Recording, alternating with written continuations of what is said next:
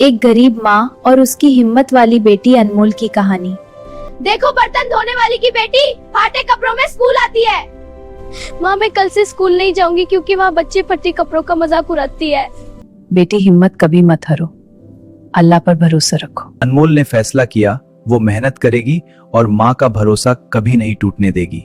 पर अनमोल ने अपना रास्ता नहीं छोड़ा। माँ मैं आ गई। अनमोल बेटा, कितनी खुशी हुई तुम्हें देखकर। माँ मैं कॉलेज के लिए जा रही हूँ। जा मेरी बेटी।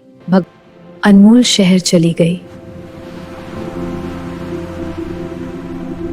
लोग ताने देते हैं, बेटी को शहर की आदत लग गई है। माँ बेघर हो जाती है मगर दुआ करती रहती है। आखिरकार अनमोल वापस आती है। मैं अब IAS ऑफिसर बन गई हूँ माँ। मेरी कामयाबी के पीछे असली ताकत माँ की दुआएं हैं। अगर आप भी माँ की दुआ पर यकीन रखते हैं तो कमेंट में सिर्फ माँ लिखें, लाइक शेयर और सब्सक्राइब करें। ये वीडियो हमारी सब्सक्राइबर अनमोल के नाम। अगर आप भी अपने नाम की वीडियो बनाना चाहते हैं तो कमेंट में अपना नाम जरूर लिखें।